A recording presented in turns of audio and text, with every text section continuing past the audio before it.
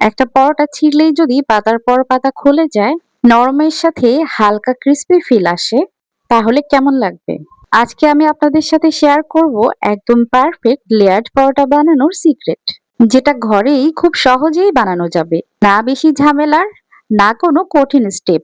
এই রেসিপিটা ফলো করলে আপনার পরোটাও হবে একদম সফট, ফ্ল্যাকি ও লেয়ারফুল, ঠিক হোটেল স্টাইল।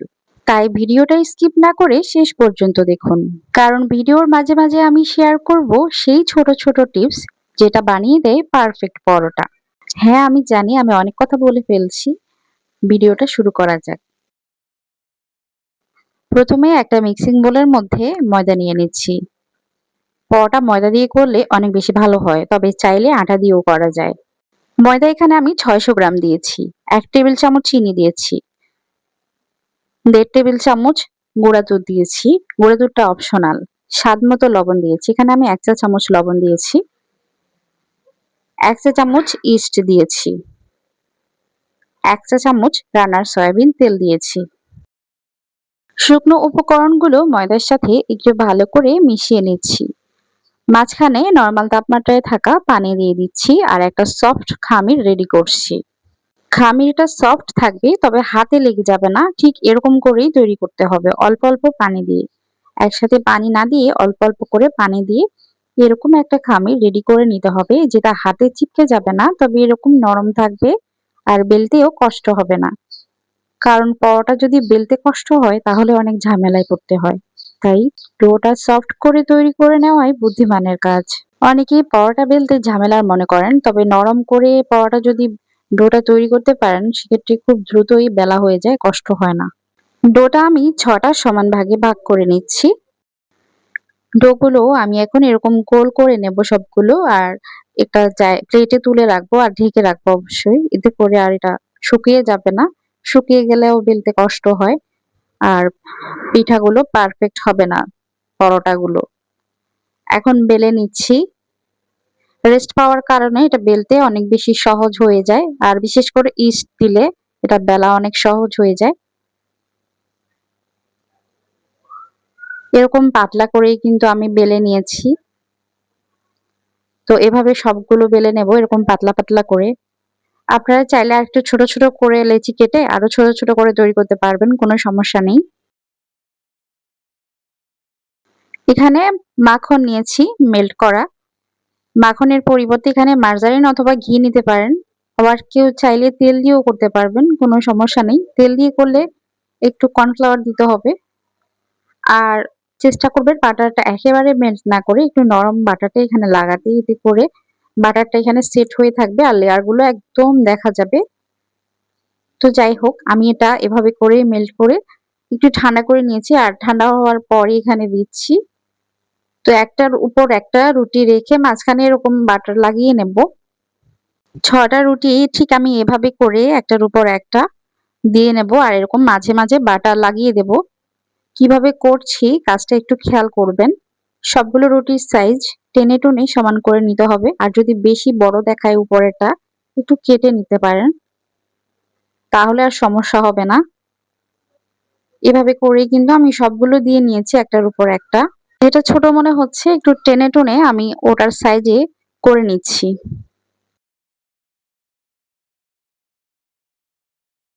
6টা রুটি আমি দিয়ে নিয়েছি আর এখন আবার উপর থেকে মেল্টেড বাটার দিয়ে দিচ্ছি। এখন হাত দিয়ে স্প্রেড করে নিচ্ছি সম্পূর্ণ রুটির উপর। রুটিগুলোকে এখন একসাথে টেনে আমি 4 কোনা করে নেব। মানে একটা আয়তক্ষেত্র বা বর্গক্ষেত্রের মতো করে নেব 4 কোনা। এতে করে এটা ফোল্ড করতে সুবিধা হবে। এটা টান দিলেই চলে আসবে, ভয় পাওয়ার কিছু নেই।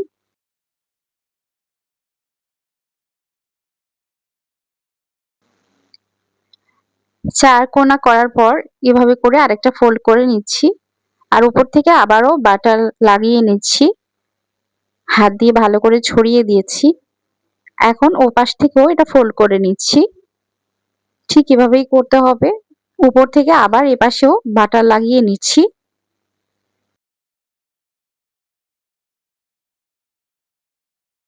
এখন এটা একটু শক্ত করে এরকম করে টাইট করে এটা ফোল্ড করে নিতে হবে ঘুরিয়ে ঘুরিয়ে। একটার সাথে একটা পেঁচিয়ে নিতে হবে। কাজটা কিভাবে করছি একটু খেয়াল করলেই বুঝতে পারবেন। ফোল্ড করার শেষ মাথাটা একটার সাথে একটা এভাবে করে লাগিয়ে নিতে হবে। এতে করে আর খুলে যাবে না। তো এটা এখন আমি ফ্রিজে রেখে দেব 10 মিনিটের জন্য। এতে করে এটা সেট হবে আরেকটু। এটা ফ্রিজে রাখার উদ্দেশ্য হচ্ছে ভেতরে যে বাটার দিয়েছি এগুলো একটু সেট হয়ে যাওয়ার জন্য। সেট হয়ে একটা লেয়ার তৈরি হবে। বাটারটা ওখানে জমে যাবে, যার কারণে লেয়ারগুলো একটার সাথে একটা লাগবে না। তো এটা আমি ফ্রিজ থেকে বের করে নিয়ে এসেছি আর এখন কেটে নিচ্ছি। চাইলে একটা সুতি দিয়েও পেঁচিয়ে পেঁচিয়ে কেটে নেওয়া যায়। তো আমি ছুরির সাহায্যে কেটে নিচ্ছি। আমি আপনাদের লেয়ারগুলো এখন দেখিয়ে দিচ্ছি। এই যে দেখেন, অনেকগুলো লেয়ার কিন্তু ক্রিয়েট হয়েছে ভেতরে। তো এরকম লেয়ারই হবে পরোটাটা। এরকম লেয়ারি পরোটা খেতে আমার ভীষণ ভালো লাগে। আপনাদের কাদের কাদের এরকম লেয়ারি পরোটা পছন্দ অবশ্যই কমেন্ট করে জানাবেন।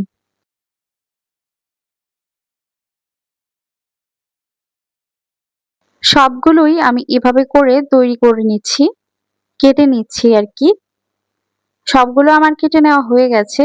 এগুলো এখন বেলে নেব, তবে বেলার আগে একটু গোল করে নিচ্ছি। লেয়ারগুলো যদি ফাঁকা থাকে তাহলে কিন্তু পরোটা বেলার পর এগুলো ফাঁকা হয়ে থাকবে, তাই একটু এভাবে করে চেপে নিচ্ছি আর কি।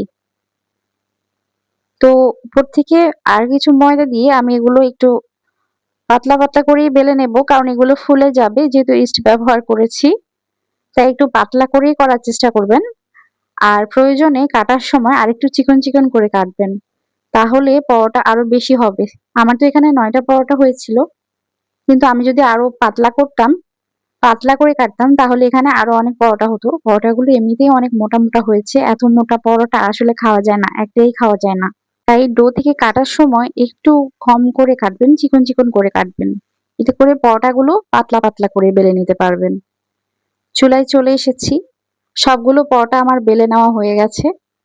প্যানে বাটার মেল্টেড ছিল কিছু, আমি বাটার দিয়ে ভেজে নিচ্ছি। যেহেতু মেল্ট করা ছিল ওগুলো আর রাখতে চাইছি না, তাই ভেজে নিচ্ছি। তবে আপনারা চাইলে এটা সয়াবিন তেল দিয়েও ভাজতে পারেন, কোনো সমস্যা নেই।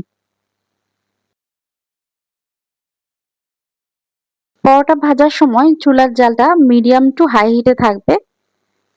এক পাশ সুন্দর করে ফুলে উঠলে আরেক পাশ উল্টে দিতে হবে। আর সুন্দর করে দুপাশে লাল লাল করে ভেজে নিচ্ছি। আর একটু বাটার দিয়ে দিচ্ছি। পরোটাগুলো বাটার দেওয়ার কারণে আরো বেশি সফট হয়েছিল, অনেক বেশি মজার হয়েছিল।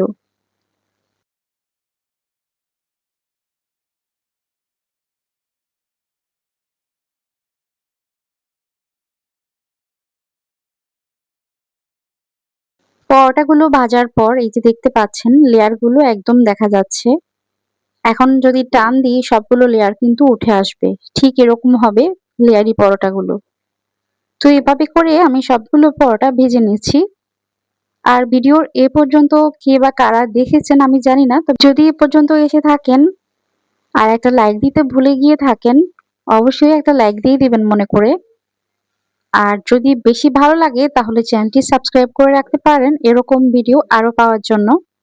সাথে নোটিফিকেশন বেলটাও অন করে রাখবেন, এতে করে সবার আগে আমার ভিডিওগুলো আপনার সামনে পৌঁছে যাবে। আর আপনারা সময় সুযোগ করে ভিডিওগুলো দেখে নিতে পারবেন। আর যারা আমাকে সাবস্ক্রাইব করে নিয়েছেন তাদেরকে জানাচ্ছি অসংখ্য ধন্যবাদ। এভাবেই সবসময় পাশে থাকবেন। এখন আপনাদের সাথে পরোটার ফাইনাল লুকটা শেয়ার করছি। দেখেন কতটুকু সফট। আর এই মুহূর্তে পরোটাগুলো অনেকটাই ঠান্ডা হয়ে গেছে। যদি গরম গরম একদম তাওয়া থেকে নামানোর পর খান তাহলে থাকবে ক্রিস্পি, ভেতরে থাকবে নরম। আর যদি এরকম ঠান্ডা, কিছুটা ঠান্ডা বা গরম হালকা আছে এরকম করে খান তাহলে পরোটাগুলো একদম নরম থাকবে আর এরকম লেয়ারি থাকবে। এই যে দেখেন পরোটা লেয়ারে লেয়ারে খুলে যাচ্ছে, এতটাই পারফেক্ট হয়েছে পরোটাগুলো। আর অনেক বেশি মজার ছিল। আপনারা এই রেসিপিতে একবার ট্রাই করবেন, আশা করছি আপনাদের কাছে রেসিপিটা ভালো লাগবে। এখন পরোটার সাথে খাওয়ার জন্য একটা মুখরোচক ঝাল ঝাল চিকেনের একটা পারফেক্ট রেসিপি শেয়ার করছি। এই পরোটার সাথে এই ঝাল চিকেনটা অনেক ভালো যায়। চলুন ভিডিওটা শুরু করা যাক। এখানে আমি 700 গ্রাম চিকেন নিয়েছি। এটা আপনারা যে কোনো চিকেনের অংশ নিতে পারেন, আমি শুধু মুরগির রানটাই নিয়েছি। তো এগুলো আমি একটু ডিপ করে করে কাট লাগিয়ে নিচ্ছি, এতে করে ভেতরে মশলাগুলো ঢুকে যাবে খুব দ্রুত। তো একটু ডিপ করে কাটবেন, আবার এমন করে না যে এটা ছিঁড়ে যায় ভাজার পর।